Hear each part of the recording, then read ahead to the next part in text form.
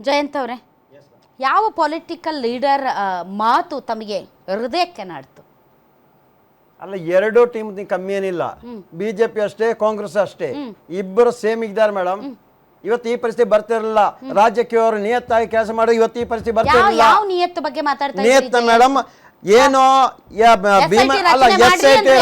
ಯಾವ ಅಧಿಕಾರಿ ಇರಬೇಕು ಅಂತ ಅವ್ರನ್ನೇ ಅಧಿಕಾರಿ ಕೊಟ್ರು. ಇಲ್ಲಾಗಿ ಬೇಡ್ರಿ, ಅಲ್ಲಾಗಿ ಬೇಡ್ರಿ, ಇಲ್ಲಾಗಿರಿ, ಇಲ್ಲ ನಾವು ತೋರಿಸ್ತೀವಿ. ಆಯ್ತು ಮೇಡಮ್, ಒಪ್ಕೊಂಡೆ ಮೇಡಮ್, ಆಯ್ತು ಮೇಡಮ್, ಒಪ್ಕೊಂಡೆ ಮೇಡಮ್. ನೀವೊಬ್ಬರೇ ಇದ್ರೆ ನಿಮ್ಮ ಸ್ಟುಡಿಯೋ ನಡೀತಾ, ನೀವೊಬ್ಬರೇ ಇದ್ರೆ ಸ್ಟುಡಿಯೋ ಇರುತ್ತಾ? ಆ ಕೆಳಗಿನವರು ಅದೇ ತರ ಇರ್ಬೇಕು, ಹೌದಾನೆ?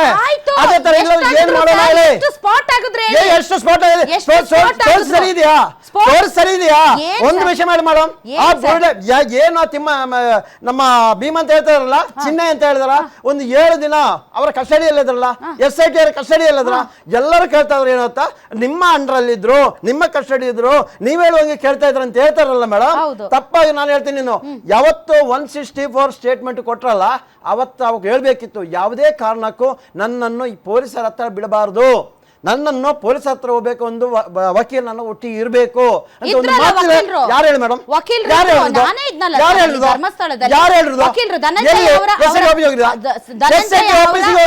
ಧನಂಜಯ್ ಅವರ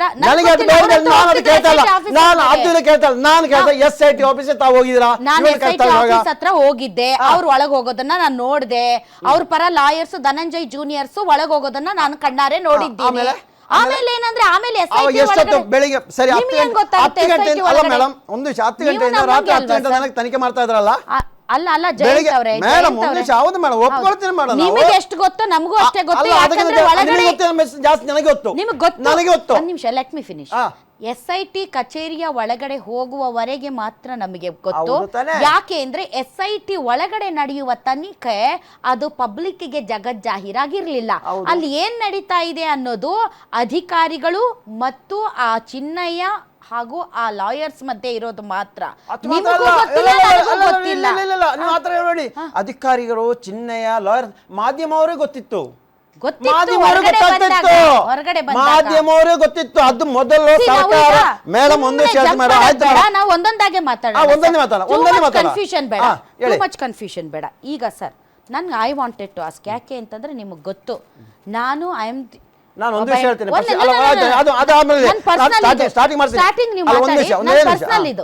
ಪರ್ಸನಲ್ ಇದು ನಾವು ಗ್ಯಾರಂಟಿ ನ್ಯೂಸ್ನ ಆರಂಭ ಮಾಡ್ತಾ ಇದ್ದ ಹಾಗೇನೆ ಚಿನ್ನಯ್ಯ ಅನ್ನುವ ಒಬ್ಬ ವ್ಯಕ್ತಿ ಹೋಗಿ ಸುಮಾರು ಸಾವಿರಾರು ಹೆಣ್ಣು ಮಕ್ಕಳ ಮೇಲೆ ಅತ್ಯಾಚಾರ ಆಗಿದೆ, ದೌರ್ಜನ್ಯ ಆಗಿದೆ, ನಾನು ಕಣ್ಣಾರೆ ನೋಡಿದ್ದೀನಿ, ನಾನು ಅವರನ್ನು ಹೂತಾಕಿದ್ದೀನಿ ಅಂತ ಅಂದಾಗ ಒಬ್ಬ ಹೆಣ್ಣು ಮಗಳಾಗಿ ನಾನು ಅಲ್ಲಿಗೆ ಹೋಗಲೇಬೇಕು, ನಾನು ಅಲ್ಲಿ ಇರಲೇಬೇಕು ಅಂತ ಸುಮಾರು ಹತ್ತತ್ರ ನಾನು ಸರ್ ಒಂದು 20 ದಿನ ಅಲ್ಲಿದ್ದೆ. ನಾನು ನಿಮ್ಮನ್ನೂ ಕೂಡ ಅಲ್ಲಿ ಸಂದರ್ಶನ ಮಾಡಿದ್ದೀನಿ. ಬಟ್ ತಿರುಗಿ ನೋಡಿದಾಗ ನನಗೆ ಗೊತ್ತಿರಲಿಲ್ಲ ಜಯಂತ್ ಅವರು ಇದರಲ್ಲಿ ಇನ್ವಾಲ್ವ್ ಇದ್ದಾರೆ ಅಂತ. ಜಯಂತ್ ಅವರು ಚಿನ್ನಯ್ಯನ ಬೆಂಗಳೂರಲ್ಲಿ ತಮ್ಮ ಮನೇಲಿ ಇಟ್ಕೊಂಡಿದ್ರು ಅಂತ. ಚಿನ್ನಯ್ಯ ಲಾಸ್ಟ್ಗೆ ನಿಮ್ಮ ಮೇಲೆ ಆರೋಪ ಮಾಡ್ತಾನೆ ಜಯಂತ್ ಹೇಳ್ಕೊಟ್ಟಿದ್ದು ಅಂತ ನನಗೆ ಗೊತ್ತಿರಲಿಲ್ಲ. ಸೊ ನಂತರ ಗೊತ್ತಿಲ್ಲದೆ ಇರುವಂಥ ಎಷ್ಟೋ ಜನ ಹೆಣ್ಣುಮಕ್ಕಳು, ಎಷ್ಟೋ ಜನ ಹೆಣ್ಣುಮಕ್ಕಳಿಗೋಸ್ಕರ ಅಲ್ಲಿಗೆ ಬಂದರು, ಸುದ್ದಿ ಮಾಡಿದ್ರು, ನಿಮ್ಮ ಪರ ಸ್ಟ್ಯಾಂಡ್ ತಗೊಂಡ್ರು ಸರ್. ಬಟ್ ಈಗ ಹಿಂತಿರುಗಿ ನೋಡಿದಾಗ ನಾವು ಮಾಡಿದ್ದು ಪರ ಅಲ್ಲ, ಹೆಣ್ಮಕ್ಳ ಪರ. ನಿಮ್ಮ ಪರ ಅಂದ್ರೆ ಜಯಂತ್ ಪರ ಅಲ್ಲ, ನೀವು ಸತ್ಯ ಮಾತಾಡ್ತಾ ಇದ್ದೀರಿ ಅನ್ನೋ ಸತ್ಯದ ಪರ. ಆದ್ರೆ ಈಗ ಹಿಂತಿರುಗಿ ನೋಡಿದಾಗ ಅದೆಲ್ಲ ಕಪಟ, ಅದೆಲ್ಲ ಸುಳ್ಳು ಅಂದಾಗ ಸರ್ ನಮ್ಗೆ ಯಾರು ಸುಳ್ಳು ಅಂತ ಹೇಳಿದ್ರು? ಯಾರು ಸುಳ್ಳು ಅಂತ ಹೇಳಿದ್ರು? ಯಾರು ಸುಳ್ಳು ಅಂತ ಮೇಡಮ್ ಒಂದು ವಿಷಯ ಅಲ್ಲ, ತಾವು ಒಂದೊಂದೇ ಪಾಯಿಂಟ್ ಬರೋಣ. ಎಲ್ಲವನ್ನೂ ಹೇಳಿ ಅಲ್ಲ, ಒಂದು ನಿಮಿಷ ಆಯ್ತು, ನಾನ್ ಮಾತಾಡ್ತೀನಿ. ಒಂದು ನಿಮಿಷ ಆಯ್ತು, ಒಂದೊಂದೇ ಹೇಳೋಣ. 1300 ಅಂತ ಹೇಳಿದ್ರಲ್ಲ ಮೇಡಮ್, ಇದಕ್ಕೆ ನಾನೊಂದು ಉದಕ್ಕೆ ಹೇಳಲ್ಲ. ಉಗ್ರಪ್ಪ ಅವರ ವರದಿ ಎಷ್ಟು ಇಸವಿಯಲ್ಲಿ 2016 ತಯಾರು ಮಾಡಿ 2018 ಸರ್ಕಾರ ಸಿದ್ದರಾಮಯ್ಯ ಕೊಟ್ಟರು, ಹೌದಾ? ಒಂದು ವಿಷಯ 1300 ಹೇಳೋದಕ್ಕೆ ಉತ್ತರ ಕೊಡ್ಲೇಬೇಕು, ಪ್ರತಿಯೊಂದು ಕ್ಲಿಯರ್ ಆಗಬೇಕು, ಜನರಿಗೆ ಗೊಂದಲ ಆಗಬಾರ್ದು. ಅಲ್ಲ, ಜನರಿಗೆ ಗೊಂದಲ ಆಗಬಾರ್ದು, ಒಂದೊಂದೇ ಕ್ಲಿಯರ್ ಮಾಡೋಣ. ಪರ್ಟಿಕ್ಯುಲರ್ ಕೇಸ್ ಅಲ್ಲ, ಒಂದು ನಿಮಿಷ ವರದಿ ಹೆಂಗ ಆಧಾರದಲ್ಲೇ ನಾವು ನಿಜ ಅನ್ಕೊಂಡ್ವಿ. ಅದೇ ಮೇಡಮ್, ಇದೇ ವರದಿನೂ SIT ರಚನೆ ಆಗ್ಲಿಕ್ಕೆ ಆಯ್ತು, ಕಾರಣ ಆಯ್ತು. ಅದನ್ನು ಆಲೋಚನೆ ಮಾಡಿ. ಖಾಲಿ ಚಿನ್ನಯ್ಯ ಒಂದು ಹೇಳೋದಕ್ಕೆ ಮಾತ್ರ SIT ರಚನೆ ಆಗಿಲ್ಲ, ಹೌದು ತಾನೇ? SIT ಇಲ್ಲ, ಚಿನ್ನಯ್ಯನಿಂದಲೇ SIT ಫಾರ್ಮ್ ಮೇಡಮ್ ಆಗಿದ್ದು. ಚಿನ್ನಯಿಂದ ಮೇಡಮ್ ಒಂದು ವಿಷಯ ಮೇಡಮ್ ಚಿನ್ನಯ್ಯನಿಂದಲೇ ಚಿನ್ನಯಿಂದಲೇ ಒಪ್ಕೊಂಡೆ SIT ವರದಿ ಕೊಟ್ಟಿದ್ದು ಬಹಳ ವರ್ಷಗಳ ಹಿಂದೆ. ಮೇಡಮ್ ಹೌದು, ಅದನ್ನು ಯಾರು ತೆಗೆದು ಮೇಡಮ್ ಹೌದು ವರದಿ ಕೊಟ್ಟು ಏನು ಗೋಣಿಚೀಲ ಅಲ್ಲಲ್ಲ ಗೋಣಿಚೀಲ ಕಟ್ಟಿಟ್ರೆ ವರದಿ ಬರಲ್ಲ. ವರದಿ ನಾನೇ ತೆಗೆದು ಕಟ್ಟಿಟ್ಟಿದ್ರು, ವರದಿ ನಾನು ತೆಗೆದಿರೋದು, ನಾನು ವರದಿ ತೆಗೆದೆ. ತೆಗದ್ರಿ ಜಯಂತ್ ಅವ್ರೆ, ನೀವು ವರದಿ ತೆಗದ್ರಿ ಹೌದು.